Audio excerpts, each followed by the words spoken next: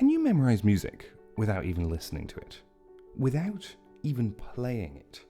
Today we're jumping into two very important methods of memorization, and I've also got a fun challenge for you as well. Very important method number one for memorizing music is muscle memory. Now, I used to think that muscle memory was memory, and that's all that you needed, until that is one day it went really wrong. In a rather embarrassing experience, all the notes seemed to vanish from my head in a performance, and I forgot what I was playing. That was the moment that I lost confidence in muscle memory, and it was time to start exploring something else. As with all the methods that we'll discuss, muscle memory has its advantages and its disadvantages. And as we're on the subject of it going horribly wrong, here are the other disadvantages. The first of these is that it's really difficult to change or unlearn something that you did from the very beginning. From the moment that you start playing, you're going to start memorizing whatever it is that you're playing. So if you make a mistake, even if it's only once, you will remember that later on. So the really important thing to consider is your ratio, and this is really powerful, your ratio of right to wrong. I remember being taught this as though it was so obvious and that it was almost something I should already know, but it's not. It's simple, but it's not obvious. And this simplicity makes it powerful. So I'll phrase it as a question. Have you ever played something, say, 4 times incorrectly, and then on the 5th attempt you get it right and you move straight on? If you think about it, you've done it 4 times wrong but only once right. So what are the chances that on the next go you get it right? Simply being aware of the ratio changes the way that you're listening to your practice. How many mistakes versus how many times are you getting it right?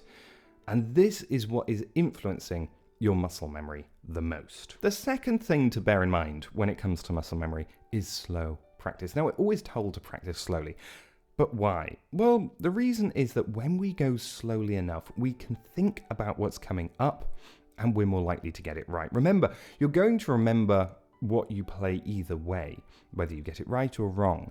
If we get it wrong, we're making more work for ourselves in the future because we're going to have to play it more times right. Think about the ratio we talked about earlier versus wrong. We're going to end up playing it more times. Thinking slow, getting it right means we don't have to play it as much. Is muscle memory actually necessary? Well, I'd say yes, especially when it comes to playing fast and intricate passages of music. But what if we could turn this muscle memory into a sort of redundant layer? One that was just a backup for another form of memory. So the next form or layer is all to do with mental practice, and this is where our challenge comes in. So the challenge is this. Take 2 bars or 4 bars, or if you can, a whole piece, and this can be just a simple piece, and to learn it from memory without playing it. There are a lot of reasons for doing this. Not only that, if we think about our forms of memory or our methods, why would we only use one? As I mentioned earlier, I only used one and it went horribly wrong. What if we had a backup? Today we're only talking about 2 forms of memory, but there are more as well.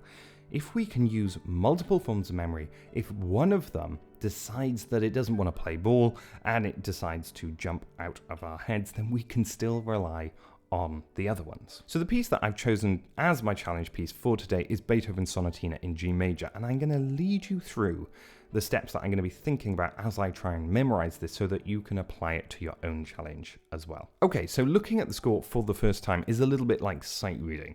We're trying to pick up on the patterns underneath the music, and we're going to call this structure, okay? So the first thing that I see is that we have this theme, and this theme comes back a little bit later in the music. In between the 2 themes, we have a different section. We could call this our development section. So we have theme, development, recap, or the theme comes back, and then right at the end we have a different section with a different melody in it. So this is a little bit like a short coda.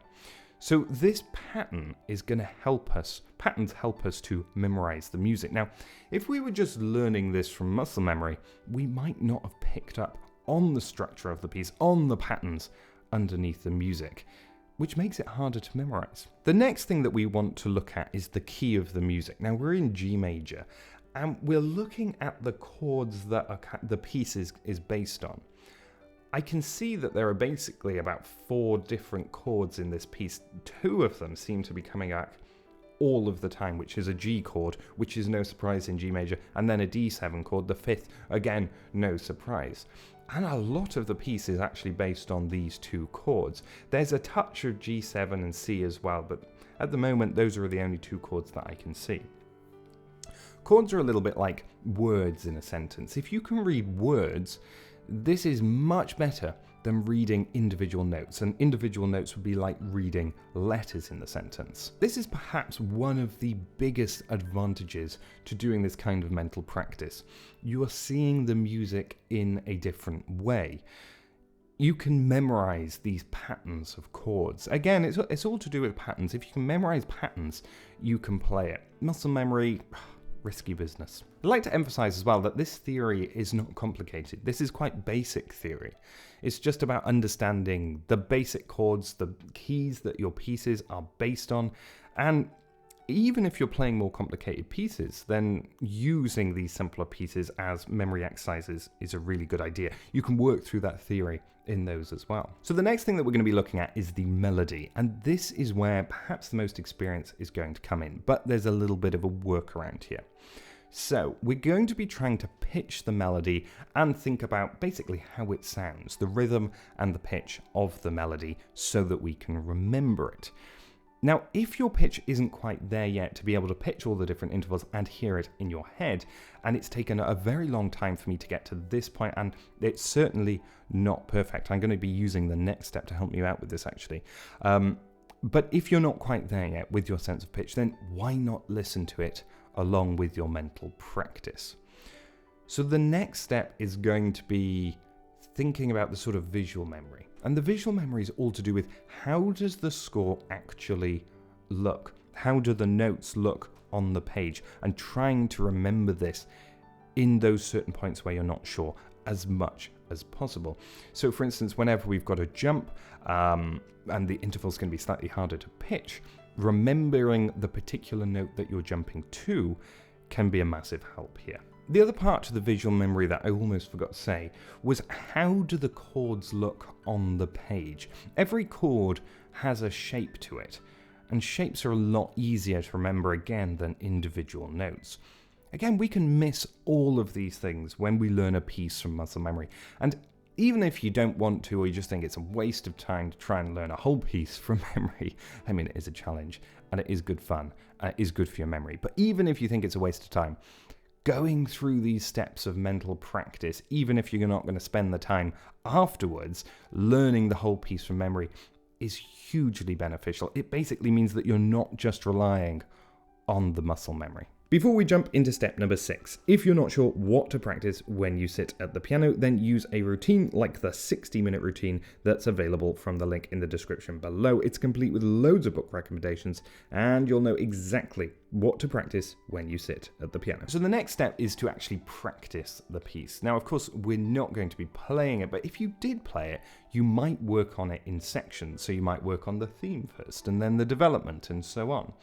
And this is exactly what I'm going to do in the mental practice as well. We're going to take the blocks, all the sections, and we're going to work on them one by one. As we do the block practice and the mental practice of each of the sections, we're also going to be looking out for any patterns that we can spot. So these are patterns in the chord sequence in the left hand, for instance.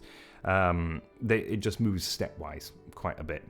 This is an easy pattern to spot, and then that pattern is easier again to memorize. Other patterns are to do with the structure. The structure is a pattern in itself. Another pattern that I've just spotted are the descending scales. So it just steps down 1 each time, and it's just a scale that moves down about 7 notes. All of these things help us build this mental picture that's going to help us memorize the music. Okay, so I'm going to take some time. I'm going to do some practice of this. I don't know how long this is going to take. I'm probably not going to say how long this is going to take because honestly, it doesn't matter. Just take as long as you need to. And if you need a couple of days to do it, then take a couple of days. But you'll kind of know when you're ready to play it. And we don't know how it's going to go, but we'll see. All right, let's have a look.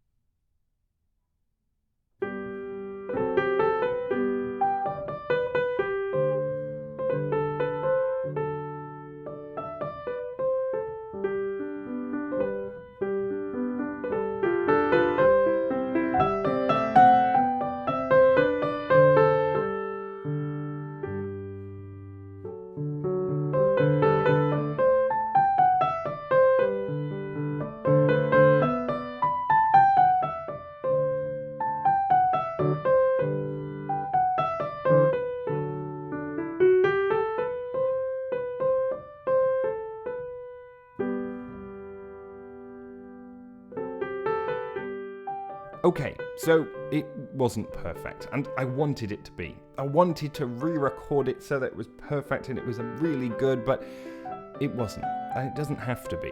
The point here is not to create something that's perfect, it's to do that mental practice, and hopefully this will give you a different approach to practicing that perhaps you haven't done before. Make it at your level. It might be a harder piece than that, it might be a simpler 4-bar piece, for instance. Choose a piece that's at your level. And there are a couple of things actually that I went through when I was going through it in the practice that I didn't mention before. And the first of these is to do it hand separately. Run the whole piece through in your head hand separately, just like you would actually if you were practicing. The second one is really just to try and make all the mistakes in your head first and to try and recall the music as you're going. So I spent a lot of time looking away from the music with my eyes shut, just trying to remember what the music was. And when I couldn't remember it, I just looked at it, remembered it, and then I tried to remember that for the next time. When we're memorizing, it's easy to forget what's happening in our left hand. We put all of our focus onto the right hand and onto the important melody, and we forget what's happening in the left. So in the next video, we try to adjust our attention and put it back onto the left hand. If you give this challenge a go, do let me know how you got on in the comments below. Don't forget to subscribe, and I'll catch you in the next one.